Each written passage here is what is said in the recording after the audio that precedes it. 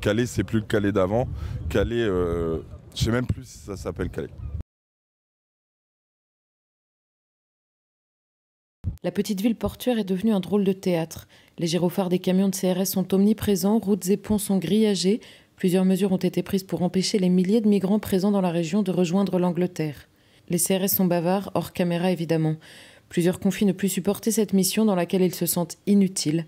Nous faisons ici ce que nous avons reproché à Viktor Orban de faire, nous protégeons une frontière. Sauf que nous le faisons pour le compte de l'Angleterre, résume l'un d'eux, croisé à quelques pas de l'entrée de la jungle. À l'intérieur, l'ambiance est tendue, difficile de sortir une caméra sans attirer la réprobation des personnes qui logent dans le camp. Les migrants sont bavards mais ne veulent pas se montrer non plus. Ils espèrent tous passer en Angleterre et veulent donc rester les plus discrets possibles. Dans la jungle, des restaurants, de tout. Il y a de tout. Tout ce qu'on veut, on peut trouver dans la jungle. Donc on peut même trouver des armes certainement. Hein. Donc on ne comprend pas pourquoi on ne rase pas tout ça alors que les commerçants calaisiens sont obligés de payer des taxes et ceci et cela. Donc quoi, qu'est-ce qu'ils attendent en haut? Qu'est-ce qu'ils attendent? Qu'est-ce qu'ils veulent de faire de Calais? Dans le camp, l'organisation est bien rodée. Nous sommes loin du multiculturalisme prôné par certaines associations. Chaque quartier de la jungle est surmonté du drapeau de l'ethnie qui y vit, pas de mélange. C'est ce que nous explique un Calaisien en colère qui travaille à proximité du camp. C'est regroupé par ethnie, donc chaque ethnie a son petit camp à l'intérieur de la jungle. Ils ne se mélangent pas forcément. Donc en fait, les associations servent juste de tampon entre les ethnies pour éviter justement les conflits, etc. Par contre, les femmes et les hommes sont remélangés. Donc il y a un camp, le camp Jules Ferry, c'est l'accueil des femmes. En fait, les hommes la nuit n'ont pas le droit d'entrer dans le camp. Devant l'église orthodoxe du camp, la seule qui reste depuis la destruction par les autorités françaises de l'église évangélique pour des raisons de sécurité, un jeune Éthiopien confirme que la vie dans le camp est dangereuse. Celles qui n'ont pas de place dans ce camp-là sont obligées de dormir avec leurs frères, explique-t-il. S'ils espèrent tous partir en Angleterre, c'est parce qu'ils parlent majoritairement anglais, ont souvent de la famille outre-Manche et sont persuadés que ce pays a plus de travail à leur offrir. Certains ont tenté le voyage plusieurs fois et sont résignés, d'autres espèrent encore et ont même rebaptisé une rue du camp au nom de celui dont ils attendent encore beaucoup. Au détour d'une tente, deux Koweïtiens proposent un thé. Comme beaucoup dans le camp, ils n'ont pas fui la guerre, ils sont venus en espérant gagner de l'argent. Cette réalité, les Calaisiens la connaissent et la regrettent. Là, on a entendu parler qu'il y avait un Koweïtien qui s'est fait poignarder ou je ne sais plus, agressé au couteau. Il y a la guerre au Koweït aujourd'hui là? Non. Pourquoi il est venu ici? C'est pour une question d'argent? Dans la ville, beaucoup confient ne pas avoir de problème avec les migrants et regrettent l'image que l'on donne de leur ville, dramatique pour l'économie. De leur côté, les commerçants et les routiers sont nombreux à se plaindre d'un quotidien devenu invivable. Certains ont même été obligés d'arrêter leur travail. Ceux qui sont véritablement excédés sont ceux qui vivent à proximité de la jungle ou sur le trajet qui relie cette dernière au tunnel sous la Manche. Quand les clandestins essayent d'aller passer au tunnel pour se rendre en Angleterre, donc forcément les CRS sont là pour les bloquer. Donc c'est à ce moment-là en fait, que ça crée des conflits et des affrontements avec les CRS. Et une fois les affrontements terminés, le tunnel fermé, donc les clandestins pour un peu se venger font demi-tour, retournent à la jungle et s'en prennent aux véhicules des Calaisiens, les véhicules, les habitations, etc. Autre présence dérangeante, celle des no-borders, majoritairement anglais, qui ont investi le camp. Pour les riverains, cette présence n'a fait qu'augmenter l'agressivité des clandestins à l'intérieur comme à l'extérieur du camp, notamment avec les forces de l'ordre. Les no-borders, perso, moi ce que je leur dis, c'est dégager de Calais. J'ai bien dit les no-borders. Hein. Les no-borders qui dégagent de Calais et on ne veut plus en entendre parler. Ils prennent cette excuse-là pour dire, voilà, les migrants sont là, on va s'en servir, on va leur faire ça, on va leur faire ça. Ça, c'est plus possible. Les migrants entraînés par les no-borders, s'ils nous entendent, qu'ils les laissent tomber les no-borders. C'est pas eux qui gèrent leur vie. Après, le problème, c'est qu'ils veulent aller en Angleterre, mais l'Angleterre, elle veut pas d'eux. Il faut être logique, ou alors si elle les veut, c'est pour faire comme en Allemagne, pour payer à 3 € de l'heure, ou ceci ou cela. Donc voilà, après je suis désolé, leur solution elle n'est pas à Calais, elle n'est pas en Angleterre. La scène existe ailleurs en France, mais elle semble nouvelle à Calais. Même les pompiers ont désormais besoin d'une escorte de CRS pour entrer dans la jungle. Devant les violences que subissent les forces de l'ordre, certains Calaisiens ont décidé d'être solidaires. C'est le cas du groupe des Calaisiens en colère qui avait décidé de venir soutenir les CRS, notamment à proximité des maisons des riverains. Une initiative stoppée sur l'ordre de la préfecture. Un de ces Calaisiens en colère nous explique. Plusieurs nuits, en fait, il y a eu des débordements et au niveau des habitations, il y a eu beaucoup de dégradations. Ils ont tenté d'agresser les gens, etc. Donc nous, on s'était regroupés en petits groupes, etc. pour venir devant les habitations, empêcher les clandestins d'entrer dans les habitations, de venir démolir les habitations. Plusieurs fois avec les CRS, il y a eu des affrontements avec les clandestins. Donc quand on était sur place, on donnait un coup de main aux CRS. Et les CRS, ils étaient contents de vous voir là ou au contraire Oui, ils étaient contents. Ils étaient contents de voir qu'il y avait des Calaisiens qui justement se réveillaient, ne laissaient pas la situation s'empirer et puis d'avoir un coup de main, un soutien de la part de la population, quoi, parce qu'ils étaient en sous-effectif, etc. Donc le temps que les renforts arrivent, etc., ils risquent aussi leur vie au quotidien. Et pourquoi vous le faites plus aujourd'hui ?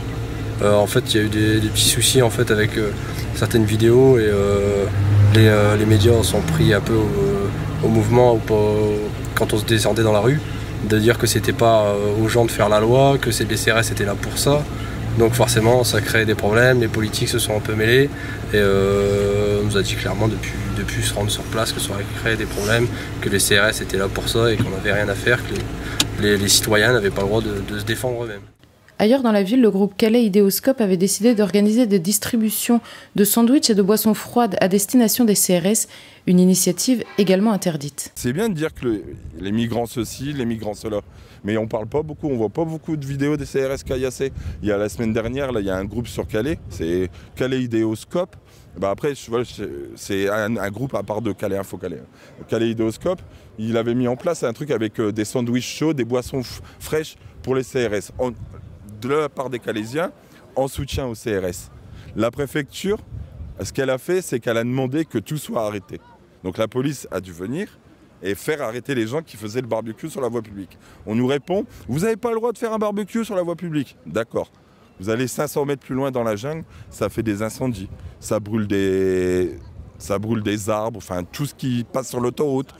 Les pompiers sont obligés d'intervenir pour éteindre les feux et ils se font caillasser.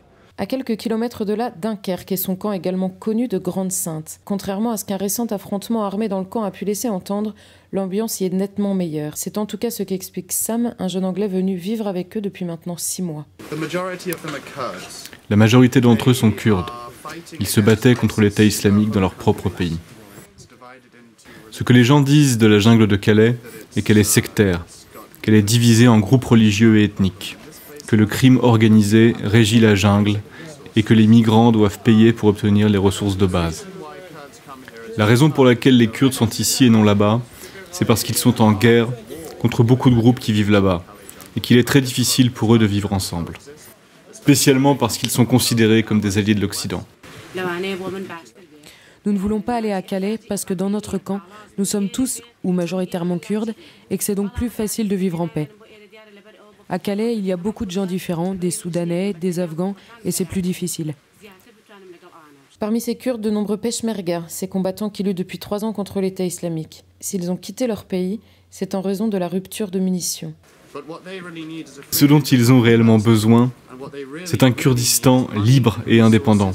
Ils ont besoin d'argent, de ressources, d'armes et de munitions.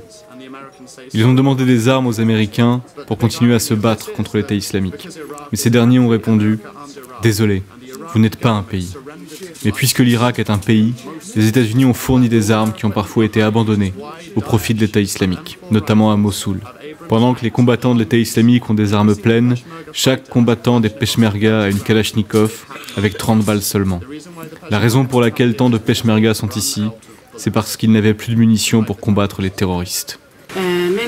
Je suis kurde et je ne serai jamais rien d'autre, ni anglaise ni française. Je veux apprendre la langue si je dois vivre ici, bien sûr, mais je resterai kurde pour toujours. Bien sûr que je souhaite retourner en Irak un jour, mais pour l'instant c'est impossible. La vie est trop difficile et il n'y a pas d'avenir pour mon fils. Ici, les gens acceptent plus facilement de parler à une caméra et leur message est souvent révélateur de ce que l'on entend partout ailleurs. Ils ont rejoint ce qu'ils pensaient être un Eldorado et qui ne l'est plus. Je n'ai jamais voulu venir en Europe.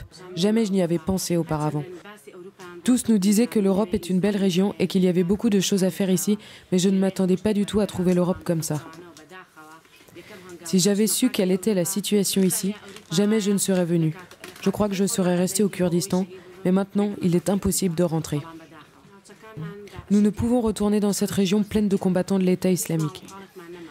Mais je n'imagine pas faire ma vie ici. Je suis simplement venu chercher la paix avec mes enfants, rien d'autre. Je suis venu ici parce que nous avions de gros problèmes en Irak. Il y a la guerre et nous n'avions plus de vie. Mais la vie dans la jungle n'est pas une vie non plus. Ils veulent rejoindre l'Angleterre parce que l'Empire britannique est un allié historique des Kurdes. Et le lien est culturel. Les Kurdes sont anglophones. Les Britanniques ont construit leurs écoles, leurs hôpitaux. Plus tard, en 2002, Saddam Hussein a essayé de génocider les Kurdes. Tony Blair est devenu un héros pour les Kurdes en participant à sa chute. Mais lorsqu'on évoque le sujet des passeurs, silence total. Les affrontements armés se font entre eux et les migrants tentent de ne pas s'en mêler. Croisée sur un chemin du camp, une bénévole de l'association française Salam sourit avant d'affirmer « Bien sûr qu'il y a des armes et ce n'est pas nouveau ». Difficile de s'en réjouir, surtout lorsque l'on croise à l'entrée du camp une camionnette d'humanitaires anglais au look un peu spécial.